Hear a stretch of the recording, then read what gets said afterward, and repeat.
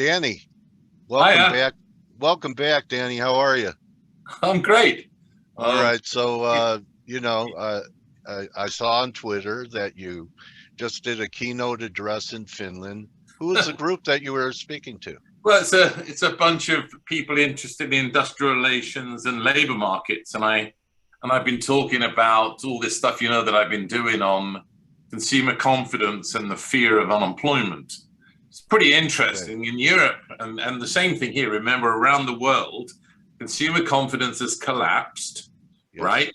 And it's in a position where central banks are ignoring it, but it's the only variable that predicts recession. If you look in the US, we look almost exactly as we looked in May, June 2007, right? And it completely predicted recessions, completely consistent with the two negative quarters of Yeah, you GDP did growth. prior to this, Danny. I Correct. want to acknowledge it that you came in with your happiness index and a Yeah, lot of different exactly. measures that were Exactly. that were So, saying we right. would be here 6 months Right. ago. That's what I Yeah. said. Remember, I said that 6 months ago. So the data for the US says that. For the UK, the index says the same. Same in Europe. I mean, UK, the confidence index is the lowest it's been since 1974, lower than it was in 2007 and 8. Will the And new it's prime minister lift it? How do you feel about trust? no, because here's a little thing. So you are now is I had to ask you. I had You've to got to ask ask, you. you've got to listen to this. So they've announced a bank holiday, but of course that will lower GDP by 128 because people will work for a day. So buy construction immediately. Output falls. No, we won't go. But the point in a way, which is pretty interesting, I've actually just sat there and looked at it. Maybe we can share this screen down. Can I share Yeah, this it's at screen the bottom, Danny. Yeah, if I just do a sharing of this screen, a little, see if I can find this little thing I'm looking at. There you go. So what I'm looking at here is US GDP growth. And so basically what happened, so the first thing is the central banks all want to say, you should ignore this thing. You should ignore consumer confidence. But I think it's actually self-fulfilling, right? You think of you guys, you all think, if people think the share price is going to fall, it's going to fall. If people think that the economy is going to tank and unemployment is going to rise, it will. So here's the problem in a sense for the United States. These data predict very well that output's going to fall. So let me just go to this little chart, which I just set up. I just got it, and it's US GDP growth by quarter. So here's the problem. If you go to then these are recession dates in yellow called by the NBR. So the NBR dating groups, people say, oh, 2 successive negative quarters don't give you recession. True. Why is that? Well, look here. So they call a recession starting in Q1 2001. And the reason they do that, and the reason the 2 successive negative quarter things don't work, is the US is often weird, because what you see there is, look, you get a negative in Q1 2001, a positive in Q2, and a negative in Q3. So that's the first problem. Second problem, in 2007 and 8, same thing. So the NBR calls the start of the recession is December 2007, but the problem is that you get a negative quarter there, you get a positive and four negatives to follow it. So the simple 2 successive negative quarter rule, which applies to basically every other country in the world, doesn't apply in the US because there's this weird intervening negative. But let's just go further on. So you got 2 negative quarters in 2020 and 20, with 1 and 2 in 2020, which the NBR did call. And now you have 2 negative quarters here, precisely predicted by the consumer confidence data. So all these clowns on the FOMC want to say things like, it's not really in recession, and raising rates isn't going to have any effect at all, and all's going to be well. Well, I don't buy any of that. The answer is that the US was in recession on any measure starting at the beginning of 2022. Now, the only issue is, what's come. Presumably the NBR will call it as that. I mean, it's as simple as that. The consumer confidence data I talked to you about over the last year predicted this. That's where we are. Also, what seems to me to be going on is that the US conversation is not about the global phenomena. So I was in Europe and I was talking about Finland, and I was talking about Germany and France and the UK and China. China's got the slowest growth in 40 years. The Eurozone's clearly in recession. The UK is clearly in recession. What's going on? And I just saw Jason Furman a minute ago, and I just tweeted it. He says, my thoughts are that inflation, my worry is inflation is going to be 4%. That's for the birds. The worry is that inflation is going to be minus 4%. That's not what's coming. But the reality is that monetary policy takes a while to have an effect. And my estimates are right now that inflation will be below 2% by June. June of next year. June of next year. All right. So I mean, all you need, I'll just say one thing and then we can get into it. All you need, so the last 2 months we've had a 0, we've had a 0.1, right? That's what we have. Every month we know we have 12 numbers, we drop 1 and gain 1. If you took the 0 and the 0.1 and just repeated those, but let's make it simple. If we got, and this probably is too high, if you just took the average monthly change that you had between 2012 and 2019, and remember, we're probably going to get lower than that, that gets you to 2% CPI in June. So my view is that historically, and I can show you another picture in a second, which we can get, actually on my famous picture, I'll perhaps go to my second one. Can I share my second one, Dale? Sure. Let me stop that one and show my other great one. So is Paul looking at the wrong things, standing? They're all looking at the wrong things. I mean, remember, so here's the thing I wanted to sort of get to people. Let me show you these couple of charts. Let me show you this chart. So this is historically what you're actually likely to see. So the first thing to say is remember, and I like to say it this way, remember that we have no historical data since 1945, because we've had, think about what happened at the First World. We had a First World War, followed by a pandemic, followed by a global financial crisis. Now what we had is a global financial crisis, followed by a pandemic, followed by a war. Now, historically, everything since 1945 tells us nothing. What happened after the Great Crash? Well, actually, we got high unemployment and deflation.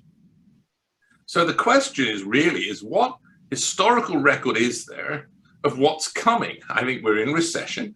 If you go to the Bank of England, they're now forecasting pretty darn much what I'm saying. But Dale, this is the most astonishing series, the most astonishing graph ever given.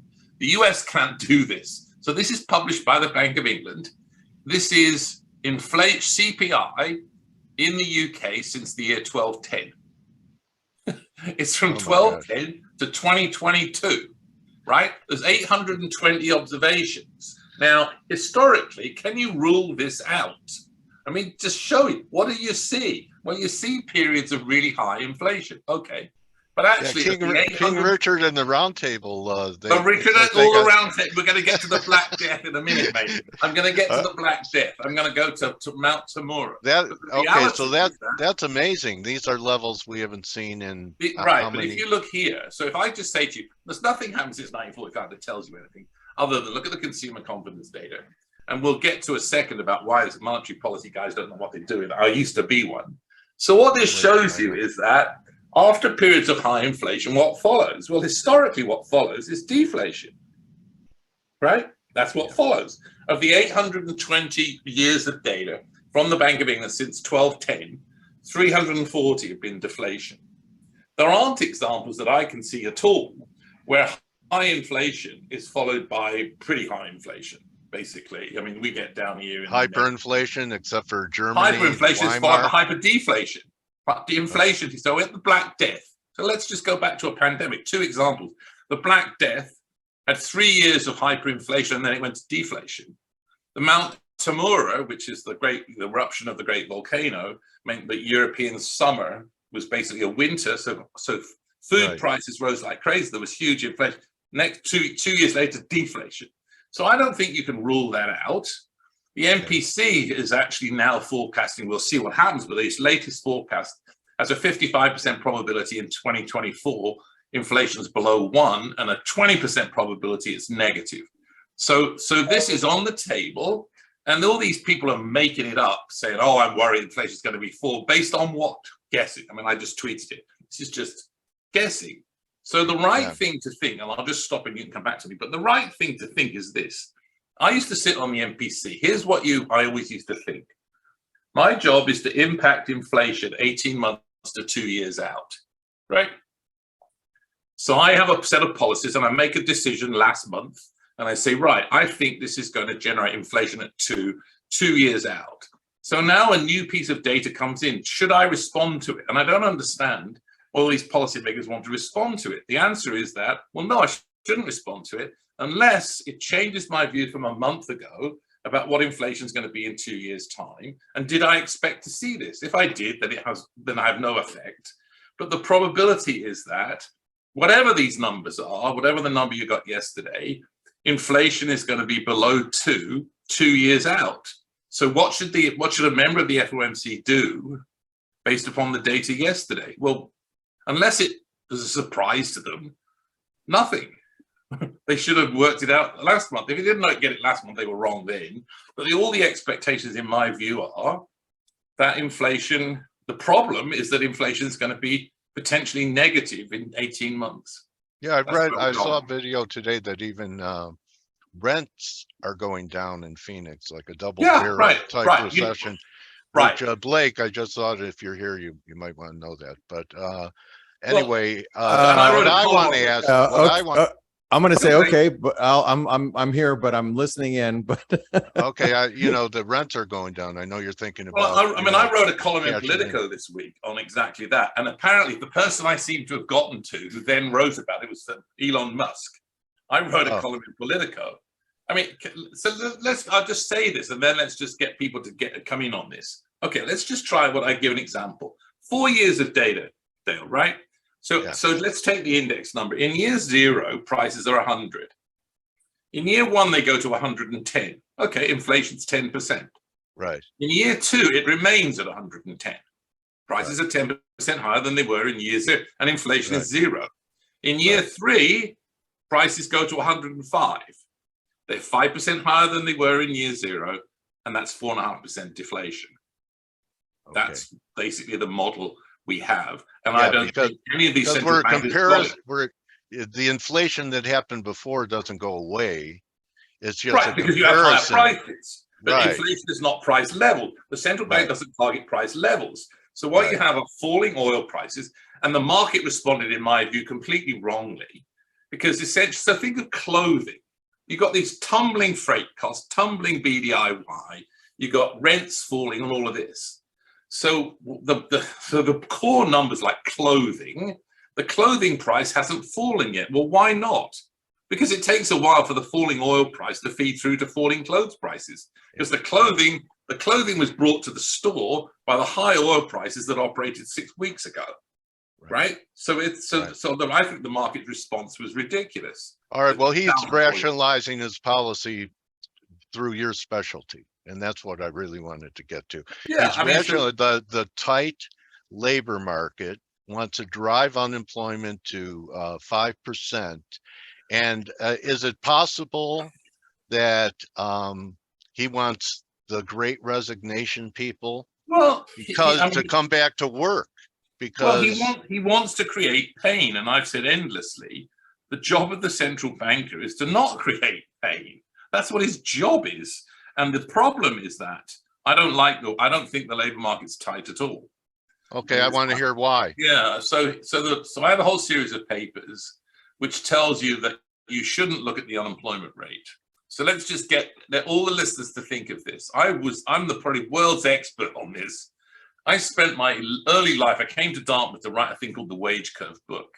And that was about wages being impacted by unemployment, right? So the reason we should care about unemployment ought to be that it ought to impact wages, right? As unemployment goes up, wage growth falls. As unemployment goes down, everything gets better wages, right? Okay, until 2008, that worked. Since 2008, wages and unemployment are uncorrelated. They're uncorrelated with each other. So that tells you this is a false measure. So you need to go to other things. You need to look at the labor force participation rate, and you need to look at the employment rate. Well, the employment rate is a percentage point down on what it was at the start of the pandemic, and 5 percentage points down on what it was in 2000, and no other countries like that. So the Great Resignation is about the fact that people have raised the value of their leisure time. There is a huge amount of labor market slack, and those people, like my daughter who looks after her kids, if the wage rate was to rise, people would come back to work. The teachers at 55 have left because their leisure time has risen and the jobs become stinky. Parents complain all the time. So this is not a tight labor market. This is just a labor market. In a tight labor market, you ought to see wages rising like crazy, and you're not. So there's lots of labor market slack. The Fed doesn't understand it. What they're going to do is they're going to create lots of joblessness, and joblessness is much worse than inflation. That's the evidence, and they're making a huge error. The latest data is that there's a piece of new work coming out which shows this. A 1 percentage point rise in jobless, we'll take unemployment, but we'll just for sake of argument. If you raise inflation by 1 percentage point and you raise, let's call it joblessness, or even the unemployment rate by 1 percentage point, that raises, the unemployment bit raises pain 10 times more than inflation does. So what they're doing is they're trying to create a recession. They're going to create deflation. They think there's going to be a soft landing, and they're talking complete nonsense. And the reason we should worry is these are the same goons who missed the Great Recession. So if you go to the 2008 September Fed meeting, a week before the failure of Lehman Brothers, and not a single person at the meeting says recession. And eventually Bernanke says, well, it's possible we might have a very weak downturn with perhaps a quarter of negative growth. So these are the same clowns who missed the Great Recession. Same at the bank, same people, same economists. And they tell everybody that there's going to be a soft landing. That's what made your reputation, is you were crying out the opposite at that time. Crying out the opposite. But here Dale, and I want to hear from other people, but think of this. So I'm taking this, I have this voice which sounds the opposite. But what you have from the Fed is they're all singing from the same song sheet. All of them. Every one of them. They're all, we've got to raise rates. The only issue is how is it 75 or 100? We've got to raise rates. And why? How in this uncertain world where we have no data since 1945 are there not 12 views? Why is there one view? And the reason is that they're all perfectly happy to be wrong together. Oh, that's classic. Right? Tough to be wrong alone. Right. Well, there's four options, right? You could be right together. You could be all wrong together. And be like me, in the end, was right when everybody else was wrong. But that's so dangerous because you can't afford to be wrong when everybody else is right. Right? So they're all happy to be in the pack together and all be wrong. And obviously, I think there are things to be made in the markets. I think the market collapse on Friday was a complete error. The inflation, it's just that the oil price and the declining commodities that you've talked about, lumber, all the other things, and the cost of shipping, all of that takes a while to feed through to the other goods whose prices haven't started to fall yet, but it's going to. I mean, how does that? BDIY was at 5,600. It's at 1,200. The jury container index is down 50% since the start of the year. If freight isn't going, containers, ships aren't going, lumber prices are falling, commodity prices are falling, rents are falling. How is that going to generate higher inflation? Go back to my example. Could a trucker strike have an impact? Obviously, I think so. And a rail strike? Do you notice a trend here, Danny? And you talk about unions and strikes. I mean, I do. And what's happening is the idea that there's going to be a wage price spiral for the birds. But an example in the UK, barristers, lawyers, barristers in the UK, the ones who wear the wigs, right? They're on strike. It's not just the rail workers, the barristers are on strike. The hospitals, nurses are going to go. And why is that? It's not because they're demanding, enormous pay raises. What they're saying is, my real wage has just fallen by 5% a year for the last 2 years. I can't do this anymore. Yeah. And so obviously people interpret that to mean this is huge power of labor, but it's not. Workers have just said, enough, I can't do this. And of course, why have they quit? Workers have quit because wages are too low. That's why they quit, right? They quit because wages are too low for the current situation. So we're in deep trouble. And unemployment is going to rise. The labor market is going to collapse. The US is already in recession. Consumer confidence has collapsed, and Powell is talking complete nonsense. I'm afraid, just as they did in 2008. So my words for everybody are: US is in recession. The Fed, the only issue for the Fed is not is it going to raise by 75 or 100, it's when is it going to cut. I mean, actually, we should have had a meeting today of the MPC, similar story, but they cancelled it till next week because of the death of the Queen, which is quite interesting. But I think the issue is literally, I will be back with you, I guarantee, because how are they going to deal with the bad data that comes? You know, you've got to raise the terminal rate is 5%. Well, what about these really bad data that the prints are coming? And the bad prints are coming. I mean, the other thing on inflation. When do you think we'll start seeing them? First quarter 23? Yeah, I think so. I mean, the reality, that'd be about 6, 7, 8, 9 months since they started. I mean, this. I would like to do something else while we're here. I like this. I want to go to bls.go. Let's just do this a sec. Let me just go there. All right, plus QT, Danny, beginning in earnest this month. Do you think they're going to follow plus QT? Draining the balance. Yeah, but they certainly shouldn't. I want to show you something. Let me just do this. I'll just do this. This will work. This is the non-seasonally adjusted, but it'll do. You get the drift. Okay, let me just do this. I'm just going to do something for everybody. So I'm at the CPI. I'm at the CPI. So let me come out of that, Dale. Okay. Let me get that out of the way, and I'll share the screen with you. So here's what I want people to think about, really. I'll share this screen if I can. Where are we? Here we go. So look at this. So this is the CPI. So you could get it in 3 ways, right? And the 3 ways are, obviously, you could take the index number, you can take the current one, this is seasonally unadjusted, but it'll do. And you can get, so here's the thing that this is the seasonally unadjusted number. So the first thing is that the 0.1 we got was actually driven by the seasonal adjustment, right? These are the so look at what's coming, Dale. So the way we know about inflation is that we know we have 12 numbers, right? We have 12 numbers. Here's the 12. And each month, what happens is you drop one, we drop to 0.2 and we got a 0. So inflation dropped by 0.1. So it dropped by 0.2, right? It went from 8.5 to 8.3 because we dropped to 0.2 and we got a 0, right? But look what's coming. Next month, let's assume you just got zeros, say. Well, next month, we're going to drop a 0.3. So even if we've got a 0, inflation is just going to go from 8.3 to 8. But then look what's coming. Yeah. We drop a 0.8, we drop a 0.5, we drop, and then we start to drop ginormous ones. So in the start of 2022, we're going to drop a 0.8, a 0.9, a 1.3, a 0.6, a 1.1, and 1.4. So let's suppose, just to make life simple, we get 0.2 every month. We've had 2 zeros. What if we got 0.2 every month? Well, that month it drops 0.6, then it drops 0.3, then it drops 0.1, then it drops 0.6, then it drops 0.7, then it drops 1.2, then it drops 0.4, then it drops 0.9, and then it drops 1.2.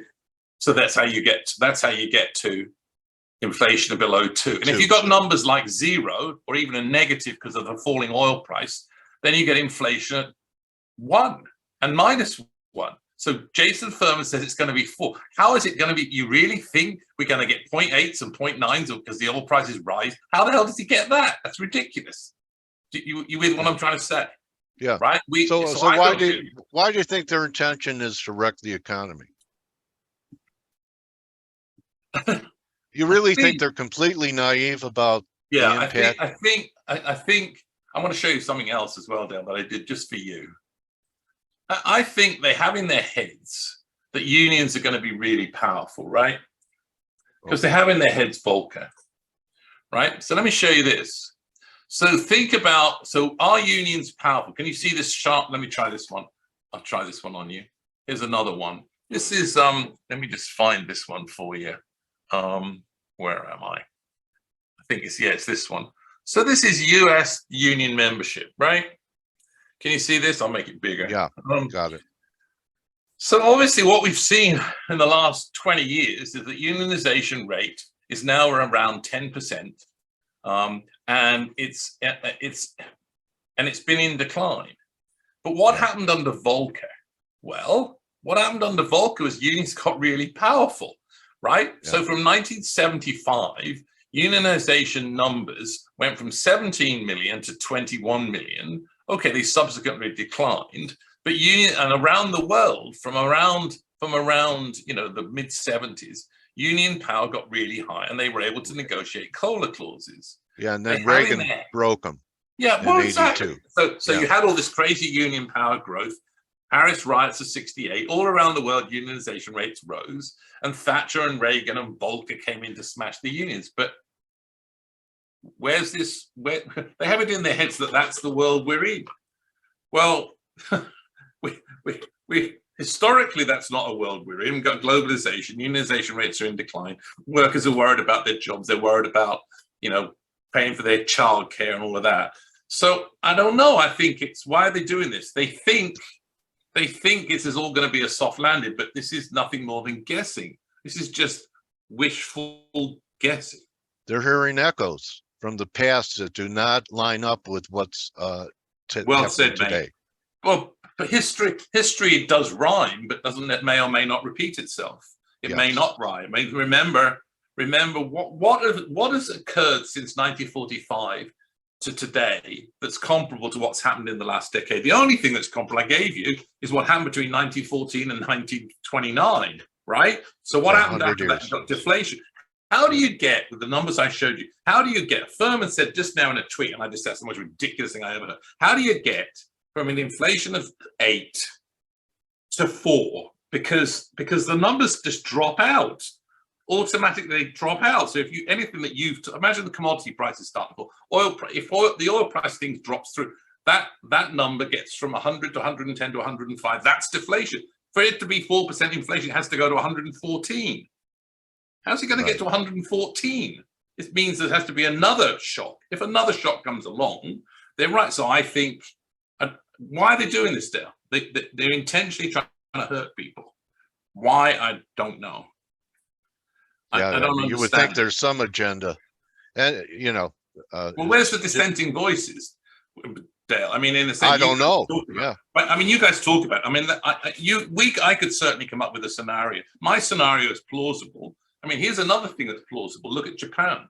Japan has had inflation. It's gone in and out of deflation and inflation. It's moved between, inflation of 0.5 and minus 0.5.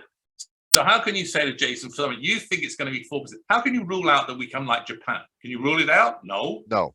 Can you give me any examples historically where inflation goes to 4? No. But since 2014, Japan's never had an inflation rate per year that's positive, and it's had 3 years where it's negative. Can you rule that out? No. So there ought to be 10 scenarios. Blanchflower may be wrong, but if they're all saying the same thing, the likelihood is they're all happy to be wrong together.